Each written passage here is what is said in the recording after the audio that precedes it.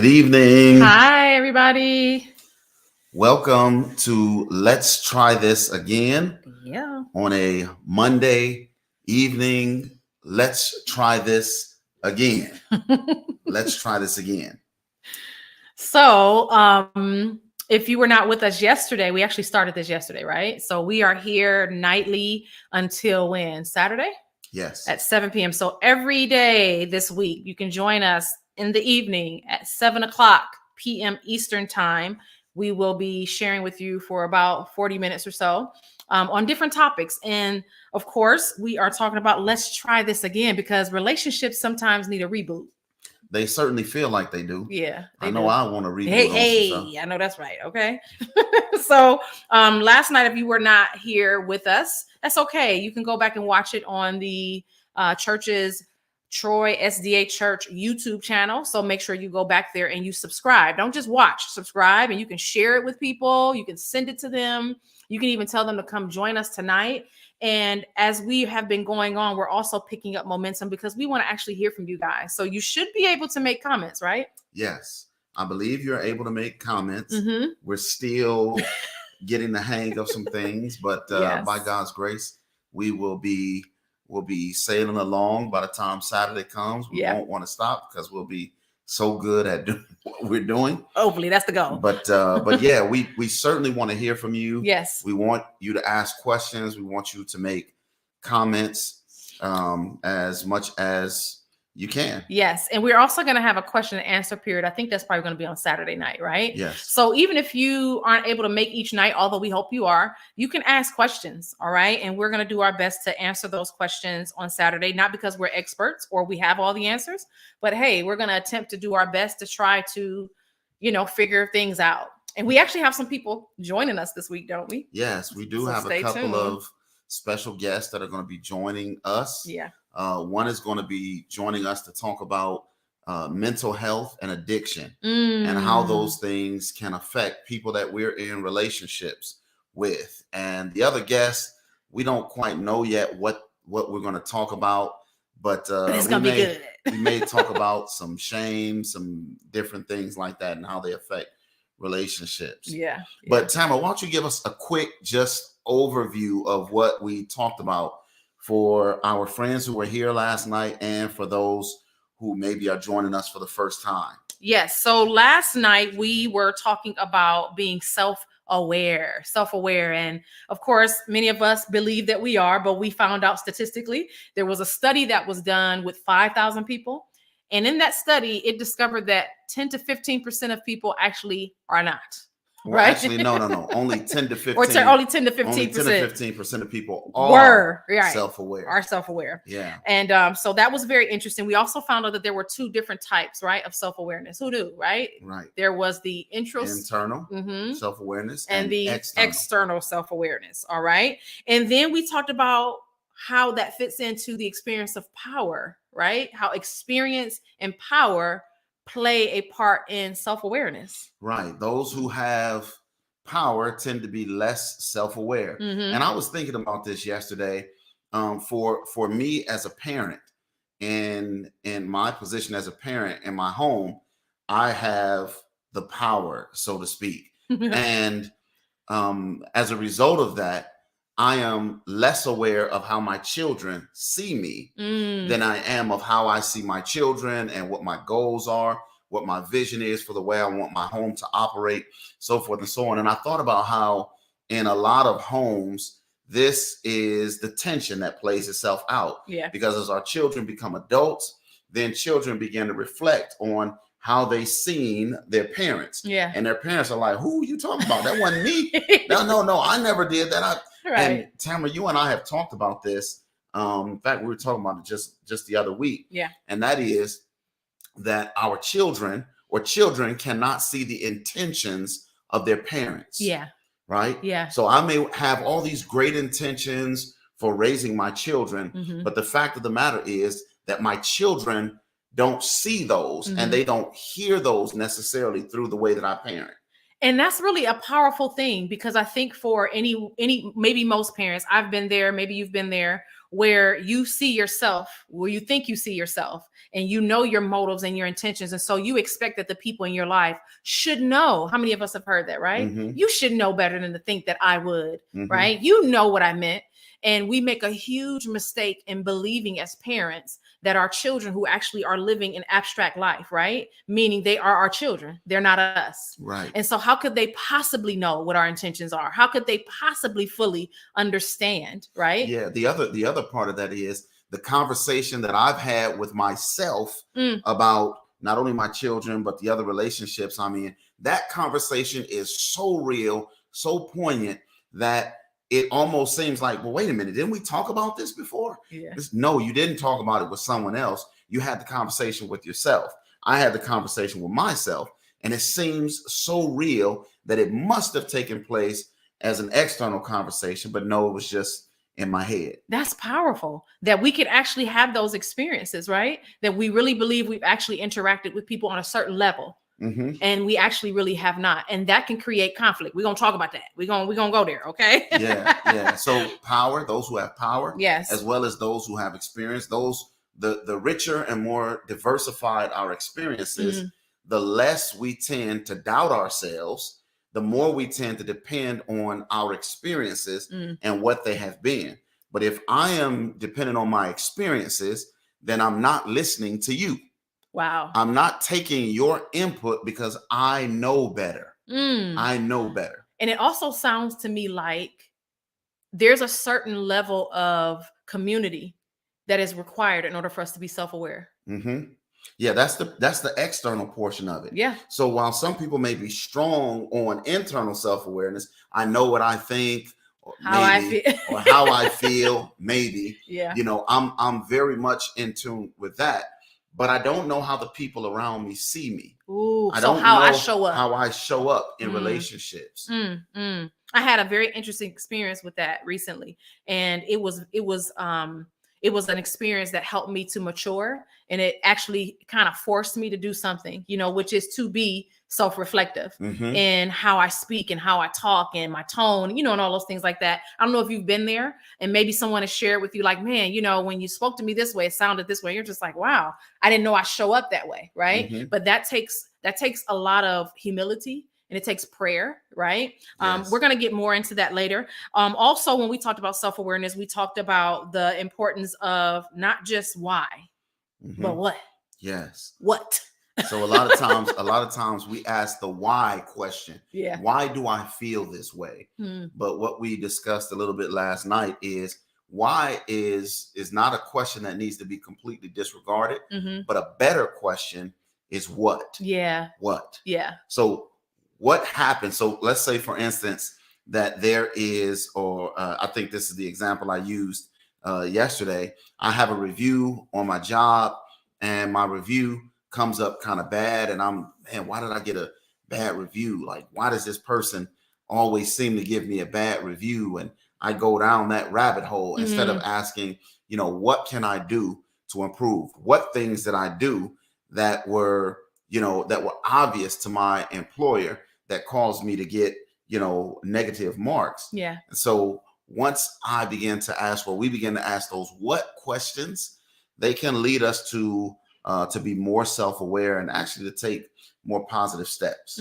Again, we'll get into that more later. Also, lastly, which was really an important part about yesterday, talking about being self-aware, was that it actually can be problematic. Yes. Who knew, right? Because the words get thrown around, like you need to be more self-aware. You know what I'm saying? But it's like there are some people who say, "I am self-aware. I am." To our own detriment. To our own detriment. So yeah, what we talked about is that for those who suffer from anxiety and depression, there's a self-awareness that is borderline dangerous. Yeah. I'm so self-aware that I can't stop thinking about the way I show up. I can't stop thinking about my, my faults and my flaws and so forth. So something that is positive can actually come up negative in some people's experiences. Yeah. So that was yesterday. If you didn't get a chance to watch it, go back and take a look at it. It's there. All right. But now we're moving on. Today we're going to talk about something that actually it kind of flows, at least at least in my mind, it flows from being self-aware, Yeah. right? Mm-hmm. So we talked about this, we touched on this yesterday too. Awareness means to have a perspective on something. And we talked about the challenge being when my perspective or a perspective becomes the perspective. So conflict takes place. Conflict takes place when my perspective and yours don't match. Ooh. We're at the business table, Yeah, or the dinner table, yeah, or the family table, whatever it is, any table, and I'm sharing a perspective, yeah, which, by the way, I believe is the right perspective, the best perspective, and I'm sharing it for your benefit, so that once you see this, all these mystical changes are going to take place, because now you see the light. Yeah. And as I share it with you, and I'm extremely confident, you begin to share your perspective with me, about which you are extremely confident. And there is a place for conflict. Okay. Now, one of the things we always say to people is this, and I'm not saying that I've always felt this way. It has taken many, many, many, many years. And there are some days I question myself, but I know that conflict is actually not a bad thing. It really isn't. It is actually a part of everyday life. We are conflicted about when we're faced with making choices and decisions. We are conflicted in our relationships when you do feel differently than I do, right? It is a part of what happens, and it actually is a good thing for us. Why do you think conflict is good?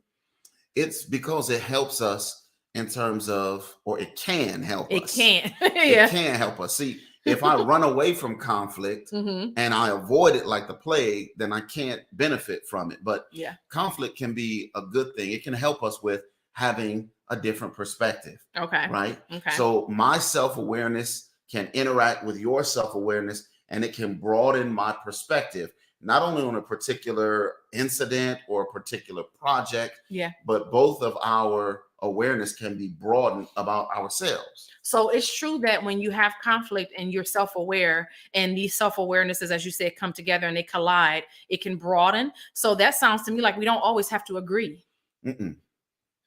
So that's a myth, you would probably say, right? That a lot of people have when it comes to that one of us has to win. But we're going to touch on that a little bit later, I think, because, which is a crazy thing, the conflict itself, when the conflict itself is not, it's not really about who's right, but it's about who wins. Ooh. Now, that may sound conflicting, but it's possible for me to be wrong and win. As long as I win. Right. And so we'll share we'll share an instance that hopefully can lend itself to helping you to see how that's even possible. But now, I just want to point out, I know y'all might see us looking over to the corner or something. It's because we actually can see you guys, your comments. Okay. So if you want to make a comment, feel free to do so in the chat underneath in the YouTube section. If you're on the Facebook page of Stamina, you can also make a comment there and we'll be able to see it, hopefully. All right. Okay. So again, conflict and coming face to face with the realities of what makes it difficult, right? Is when you talked about the winning aspect or what's right, and that I can win but not be right.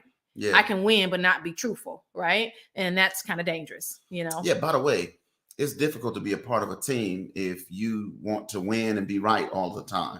Teamwork. It's difficult to be a part of a team. It's difficult to be a part of a family. It's difficult to be in a marriage. It's difficult to have a friendship with someone who always wants to be right and always wants to win. It's probably exhausting. You know, I would see that probably creating chasms between, like, I don't even want to talk to that person. You know, I don't want to communicate with that person. Another thing that comes up in the realms of conflict when we are dealing with the struggles of being self-aware is that there's this dangerous thing that can happen called labeling. Right? We did a workshop one time where we had couples sit together and we had them to write a name or a phrase, right? And stick it on their spouse's forehead. Now, their spouse can't see the label, okay? But I can see it because it's what I've given you. And so when I look at you and I put that label on your forehead, every time we have a discussion or we have a conflict or whatever's happening, I'm very aware of the label that I put on your head, and maybe vice versa. Now, why is that not a good thing? Labeling. It's not a good thing because you're not the person that you were last week. And you're not the same person that you were last year. Yeah. You're not the same person you were 5 years ago. Now, I personally think I'm the exact same. Now, your social security number is the same. Your driver's license is the same. You know, your fingerprints are the same. But when I say that she's not the same person, what we mean is that you are maturing, you're growing, your perspectives are shifting and changing and becoming more nuanced. And so if I'm approaching you today as though you're still the same person you were that label 2 years ago, the way I labeled you 2 years ago or even 2 months ago, then it's unfair to you. And I'm not really engaging with you. I'm engaging with the person that I knew in the past. Ooh, what do we call that? Shadow boxing. Shadow boxing, right? Shadow boxing. Oh, we'll talk about that another time. But now I am engaging with something that is from the past. I am engaging with something that is not necessarily in the present. Now, the truth is we never forget, do we? For the most part, we don't forget our interactions with people. They lodge themselves within our brains. Even if we don't remember them immediately, they're tucked away back in the recesses. And sometimes we have experiences that trigger, right, these things, and things come up. And so we respond. And have you ever we've had that experience, right? Where we're having a conflict and it's just like, man, maybe I bring something up or you bring something up from like, what does that have to do with right now? Right? But in my mind, it makes all the sense in the world. It has everything to do with right now. It has everything. And if you would only understand this, because this I have fit in my mind. I fit your present behavior, your present attitude, your present idea. I have fit that into a pattern, and that pattern is it fits that label that I have for you. This is who my wife is. This is who my boss is. This is who my mom is, my uncle, my aunt, my brother, my children. Neighbors. This is who they are. And so I'm fitting you into this pattern, and I'm interpreting all of your present day behavior in the light of everything that's taken place in the past. Wow. So this can become cyclical. It can become a practice. And you know what happens once we get into this dance, right? It can become tiresome, but it's all we know, you know? And so we go back and forth with this same dance, and this is what ends up happening ultimately with labeling. There are many components to how this can play out, but one of the ones that we think is very dangerous is we stop listening. We stop listening to one another. When I look at you and I see, matter of fact, I actually cannot even hear you. What is it? Charlie Brown, the teacher? They used to come on, wah, wah, wah, wah, wah, wah, wah, wah, wah, wah, wah. I'm looking at the label that I have of you. Maybe it is mistrust, right? Maybe it is hurt or pain or infidelity, or it could be a myriad of things, disappointment, disagreement, whatever, right? That has happened in our relationships. And I am constantly viewing you based on that label that is on you. So much so that I can't even hear what you're saying to me. Right. And this is profound in the context of conflict, because the person I'm in conflict with is actually not even here. Now hold on now. See, because I'm not listening to you. And in my mind, the you that I'm talking with is this person from, so many, months or weeks or even years ago, that it makes it kind of weird and strange, because how can we ever process through conflict if I'm not actually even engaging with the quote unquote the real you? Whoa. So if anybody's ever been engaged in ongoing conflict that seems to never have an end, and you're wondering, how can we never get out of this? Why is it that, my workplace or my family or my marriage or my friends, how is it that we seem to never be able to navigate out of this? We're always in this tense place, and we can never get out of it. And one of the reasons might be because we're communicating not with one another, but we're communicating, or we're shadow boxing with this person that we have created from the past. So it sounds like then that it would be important to resolve, right? I think too often what we end up trying to do is we try to end up moving forward without actually dealing with we often talk about baggage. It could be hurt, pain, disappointment, mistrust, disagreement, whatever, right? When we feel as though that's not a necessity to deal with, we can just move forward. You're actually dragging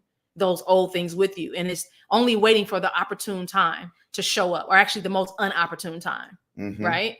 So would you say that it is effective for us to, whereas all possible, to deal with that conflict? And I'm talking about past conflicts, because if you don't, they'll resurface.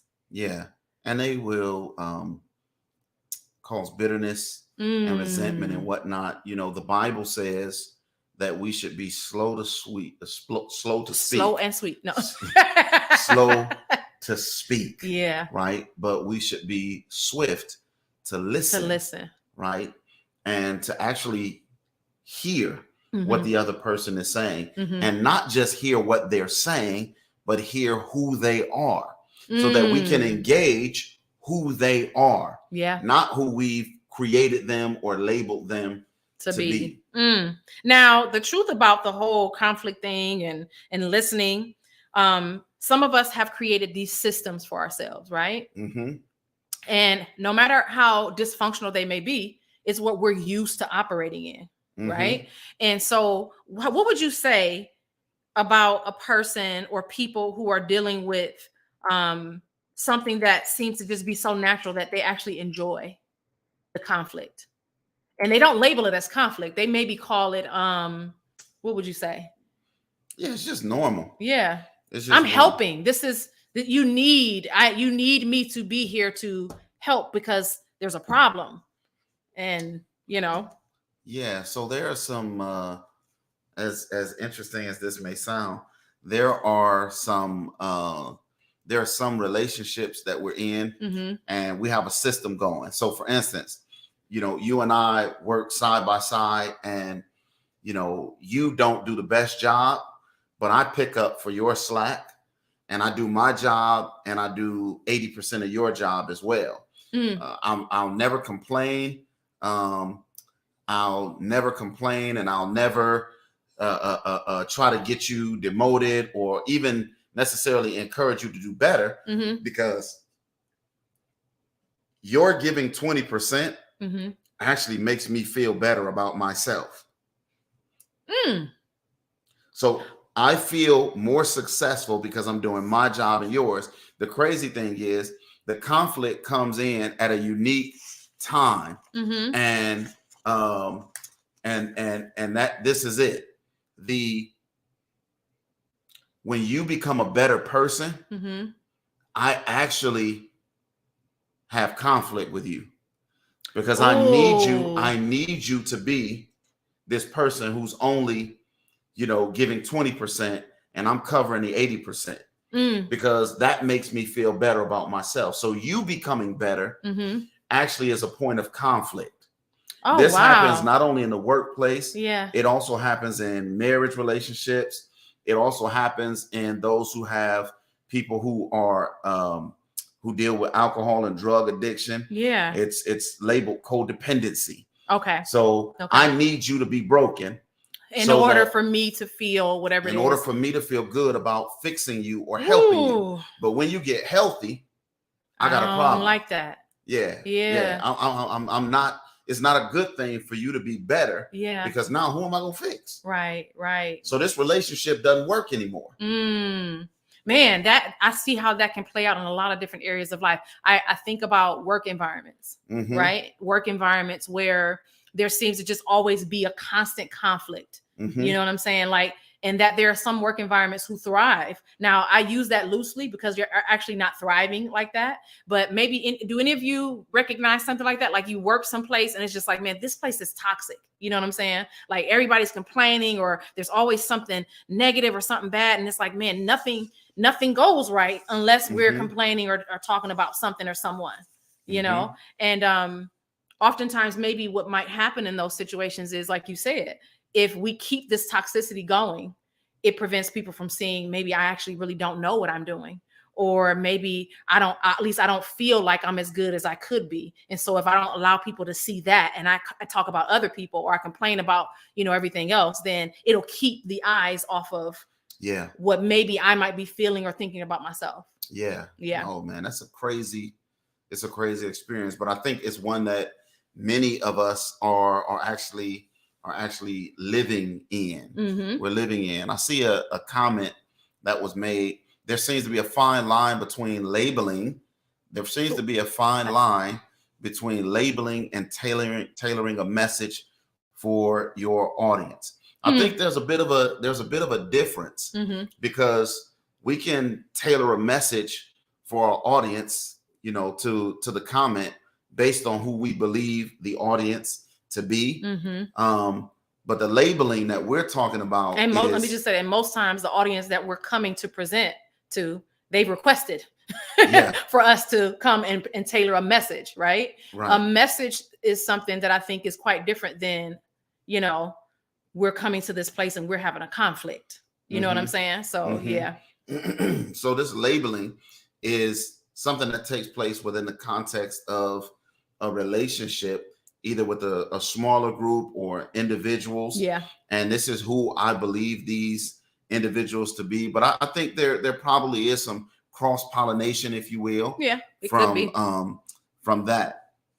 So the next thing we wanted to move on to, go ahead, Tamara.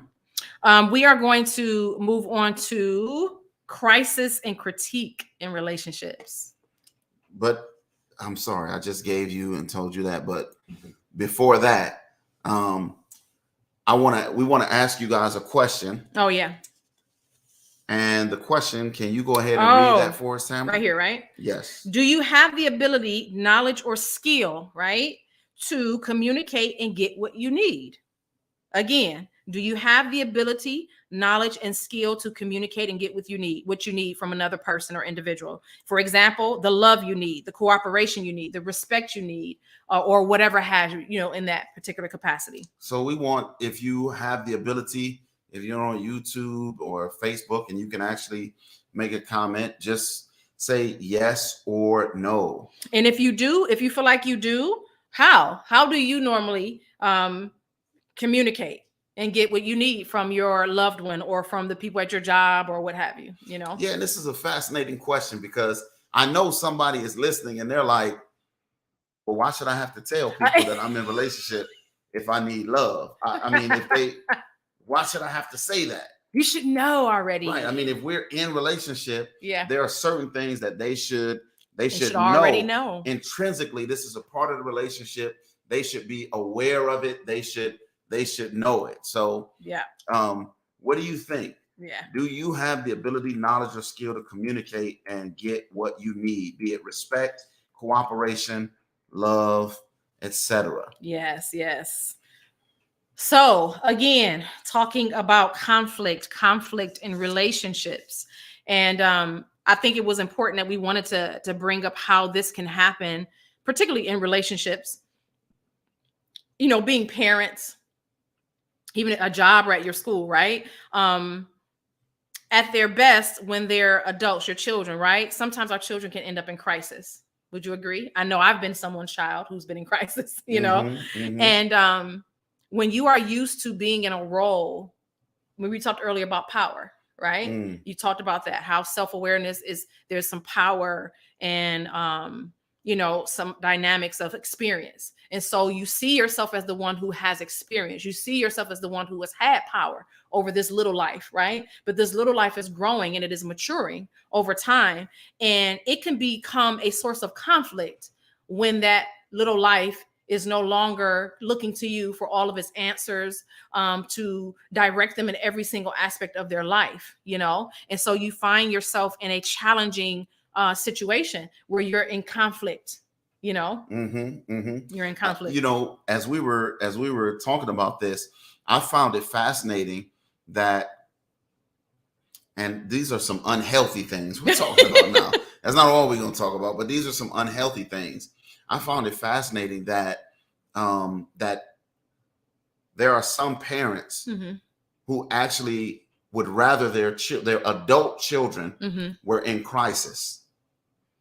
Ooh. Because if my adult child is in crisis, then I can be restored to the position of savior, provider, caregiver, this, everything, that, and the other. Right. I can become. And so can you imagine a situation where a parent is almost expectant or hopeful that a marriage doesn't work out, that a job doesn't work out? Yeah. Right. Yeah. That whatever their adult child is trying doesn't work out, so that they can come back and this parent can be reestablished in this position. You know, it's really quite sick. If you're honest, if we're honest, it's really a you know what, there's some sophisticated words that are thrown around, right, in counseling and things of that nature. One that comes to my mind is spousification.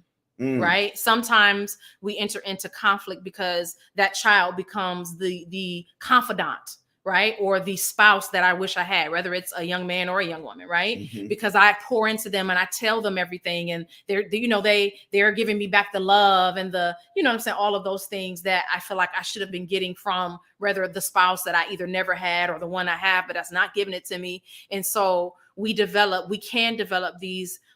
It's called an unhealthy attachment, right? Because the parent-child relationship is built to grow. I'm not saying that the love severs, but we are supposed to be able to release, right, the quivers, release them from the quiver so that they can go. Well, wait a minute. There is this passage in the book of Genesis. For this cause shall a man leave his father and his mother, and shall cleave unto his wife. So this doesn't mean that, the son or the daughter don't still love their family of origin, but they are beginning their own family. I think it's interesting. You talked about spousification, because really it's the inflicting of trauma unconsciously on a child, because there are some conversations that a child just quite frankly, should not be privy to. They're not ready for. Yeah. You know what I'm saying? Yeah. They're not ready for that conversation. And when they're hearing this, yes, they're listening like, what am I supposed to say? Now we've been been there. Unfortunately, it's like, how am I supposed to respond to this? Like, man. So those are some unique things. So we have to be able to let go. Now, let me tell you something. This is what I found that ends up happening in those types of situations. And I'm learning because we have recently, developed a young adult and still have another one coming along, and having to, relinquish and let go. And I remember you having that conversation like, Tamara, you can't talk to him like he gay. You know what I'm saying? You can't talk to him. And I'm like, okay, wait a minute. He's 20. He's about to be 21. Like, I really have to check myself. I really have to.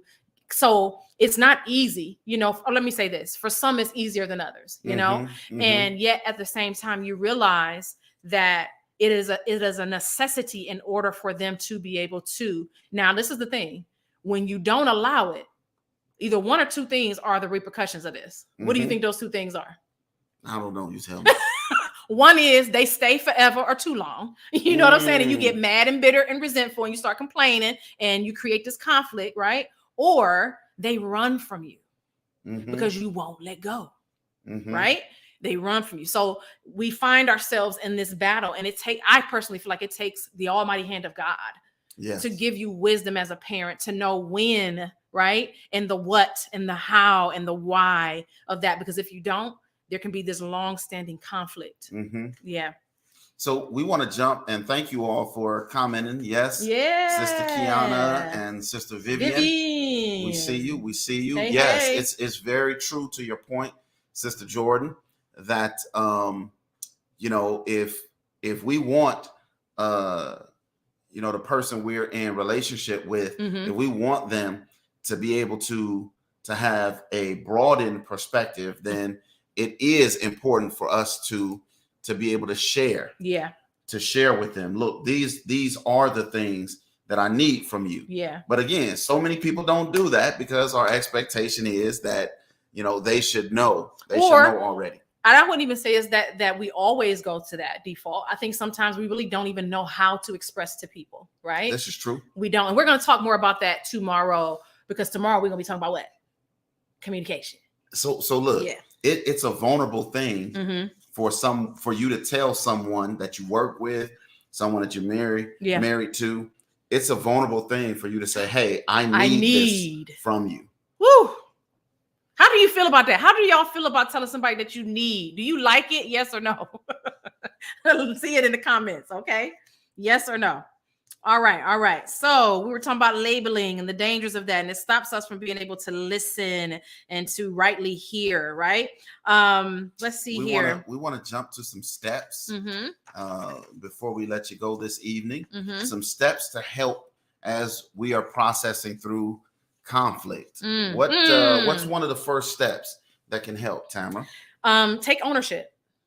Take ownership. And let me tell you, it sounds easy to say, but it is probably one of the hardest things for anyone in humanity to do. You know, yeah. I'm not even excluded from that. Especially when you feel like you're right.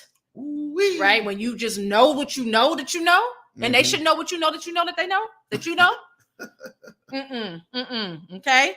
So, yeah, taking ownership. Now give them a breakdown of what that can actually practically look like. Because some people are like, I do take ownership, but they was wrong. Yeah. So, what we do is when trying to just take people through practical steps is we say, listen, the person you're in conflict with, let's just imagine that they are responsible for 99%, 99.9% of the conflict. And what we would like you to do is we want you to just process what is that 1% or that 0.01% that you could have done different, better or more. And, you know, when you put it like that, 99.9, it's like, yeah, they are responsible for the majority of it. But what we're asking for is just such a little small, and not that you were wrong, but what could you have done different, better, or more? And that is the first step. That's the first step towards taking ownership. Now, in reality, you might be the one that's responsible for 85% of the conflict. But you're not going to go from 0 to 85 just like that. So we got to start somewhere and begin to get the individual to process, or we need to begin to process, is there anything that I could have done different, better, or more? Now, we also believe, because we are Christians, and we believe that there is a component of taking responsibility in any communication, right, that you're having with someone, and when you're dealing with conflict, that should always require prayer. So if you are a person who believes in prayer, we believe that that's one of the first steps that you can take when you're in conflict with someone. That, in fact, in Psalms 139, 23-24 says, search me, O God, know my heart, try me, test me, talk to me, and know my thoughts. And so what that is denoting is I'm coming to God and I'm saying, okay, Lord, it is possible that in my frame of mind and how I'm seeing this and how I'm hearing this, that I may have missed something, that I may not have heard things the proper way. So go ahead and try me, God. Show me, talk to me. And that's one of the things that I love about I'm learning over time is before you reply, right? Pray. Don't press the send button. Do not press the send button. Let me tell y'all something. With the power of prayer before you send. Okay? Because how many of us have replied based off of these heavy, dark emotions? You feel attacked and it's like, no, let me actually see whether or not what this person says is actually true. Now, I don't know about y'all. I wasn't raised that way. I wasn't raised to think like that. You know what I'm saying? At all. Just defend first. But how many conflicts have just spread out and just kept on because we refuse to actually stop and pray and say, okay, you know what? Before I respond, let me actually take this to the foot of the cross, right? Now, for those of you who may not be Christians, or maybe you have no faith or any religious activity, or you don't believe in God, you may think about this in the realms of meditation, right? And stopping and taking a moment to gather your thoughts. Whatever it is that you may believe, I'm going to tell you, it is a valuable thing to not reply or respond when you are in a conflict right away. Okay, we gotta hurry up. Okay. And we got a couple of things we want to drop on you.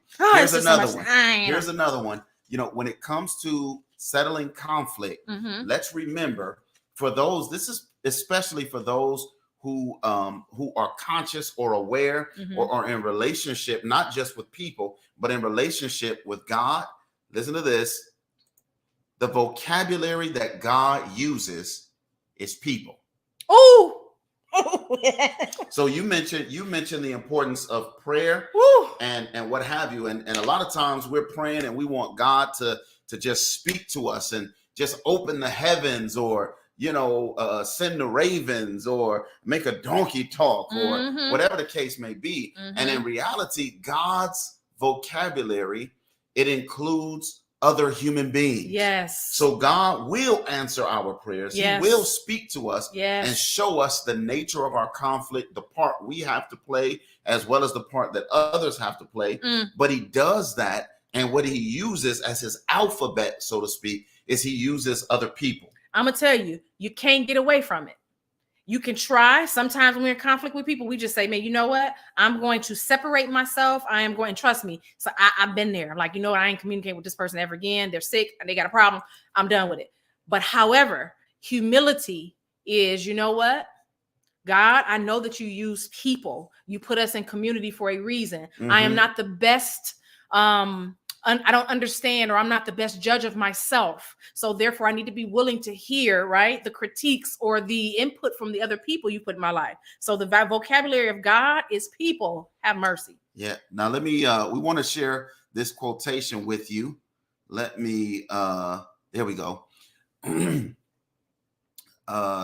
This is from a book called The Soul of Shame. A necessary element of guilt is the assumption of empathy.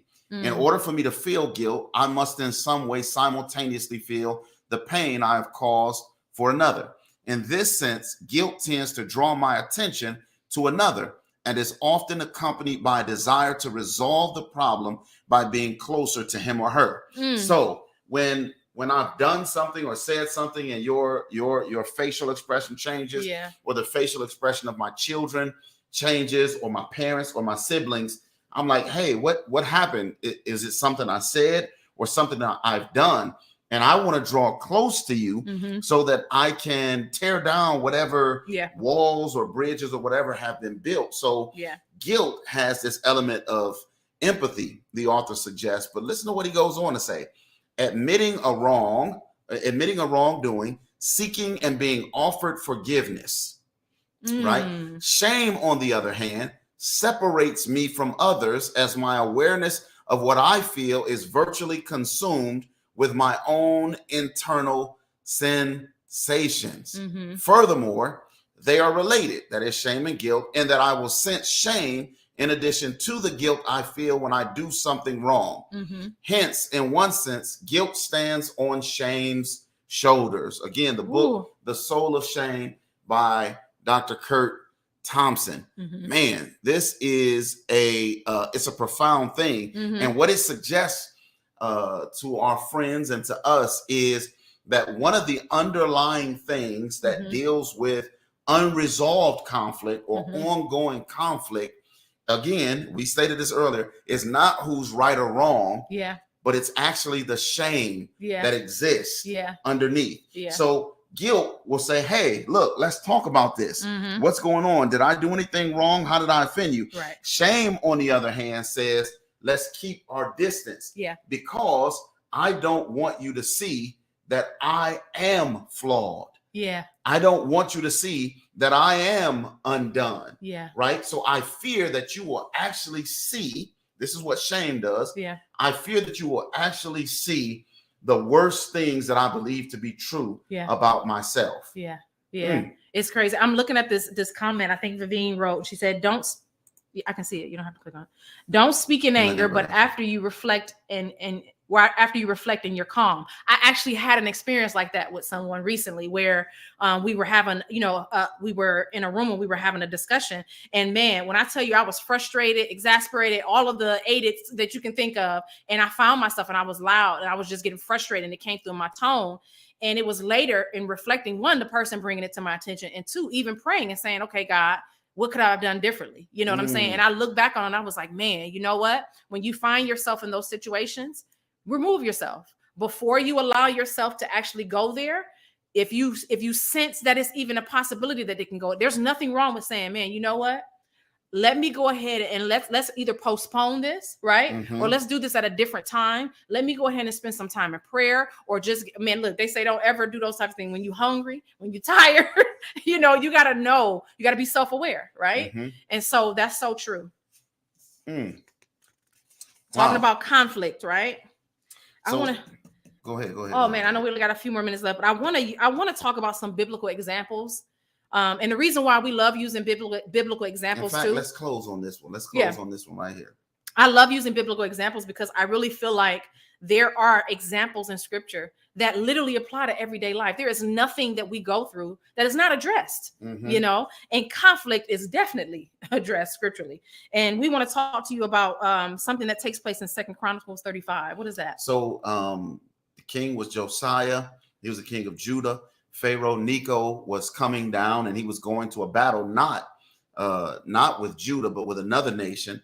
And Josiah was going out to join. And Pharaoh Necho said, "Hey, look, don't come and bother with me. This has nothing to do with you.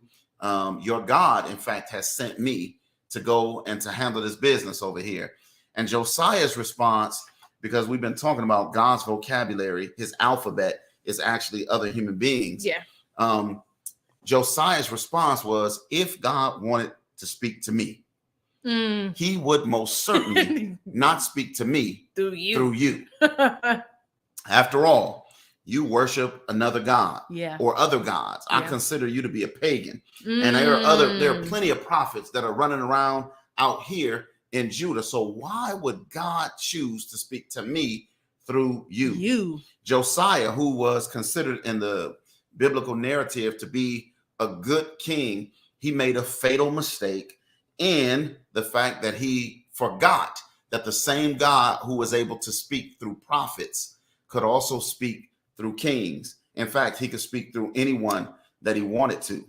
No. What you indicating there is that God can use somebody that I don't like. Oh. That God can use somebody that I feel like don't believe what I believe, don't eat the way I eat, talk the way I talk, walk the way I walk, not my same color, not my same gender. God can use somebody on the street. He can use an addict. He can use a drunk. He can use a child. He can use anybody. Yes. To tell me something about me. That's right. Oh God. Oh, but Lord. It comes from the important thing is to remember when he uses anybody to tell me something about me, the message is from him. Oh. So the message it wasn't concocted and brewed up in the mind of the person on the street, my enemy, my child, my da-da-da. No. The message ultimately comes from him. I think that's powerful. And I like the fact that it also goes back to something that I think we were talking about earlier. I think there's room for us in our communities. And when I say communities, God has put us in a lot of different communities. For those of us who have the beauty of being a child and have parents, right? That's a community. Those of us who God has blessed to go on and go to school or get jobs, right? We're working with people. We're in a community there. We have communities in our churches or in the places of worship. We have community in our communities, our neighbors and our friends that we see on the streets, right? We have community in so many different respects. And to think that within those communities, regardless of wherever they are, that God has intended for us to have an experience that allows us, right, to be able to have those same people, not only that we get to share with them our thoughts about them, right, but it is humbling to know that those people also have a perspective about us and that we are not the greatest judge of ourselves, that we need to be willing to allow God to use whoever that he needs to in order for us to grow, because that's really what it's about, right? In order for us to grow and mature and to heal even. Absolutely. Yeah. Absolutely. So some of the things that keep us from being able to end conflict, our own personal shame, our lack of prayer, our inability to realize that God uses people. Yeah. Sometimes the very people we are in conflict with. Right. And then, of course, our inability to own that 1%. That 1% or that zero, that 0.01%. But if you're praying, I'm telling you, God gives you more than that 1%. That's humility. You know what I'm saying? God always brings you to that place like, yeah, it's a little bit more. Absolutely. You know? Absolutely. So speaking of prayer, why don't you have a word of prayer for us? Yeah. As we close, we want to say thank you to those of Yes. you who joined us tonight. Yeah. Remember, tomorrow night, 7 p.m., our topic is communication. Communication. Yes. So would you pray for us, Tamara? Yes, let's pray. Father in heaven, thank you so much for the opportunity you've given us to be with our friends tonight. Thank you for your wisdom and your guidance, Lord. We desperately need it as we are literally trying to limp through life and communicate and deal with relationships and communities. Lord, we all can say that we enjoy when things are going great and going right. But it is when conflict arises that it is a challenge oftentimes for us to recognize not only how to handle it, but the part we play.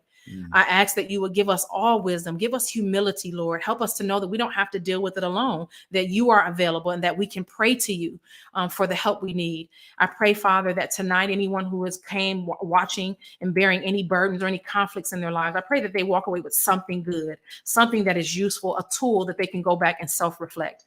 Help us, Father, to continue to grow. And we look forward to seeing everyone again tomorrow night. So until we meet again, please bless each and every one of us. In Jesus' name, amen.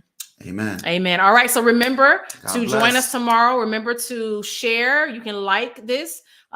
Subscribe to the page, guys, the YouTube page for the Troy SDA Church YouTube page. All right. We are going to try to get everything up on the Facebook page as well.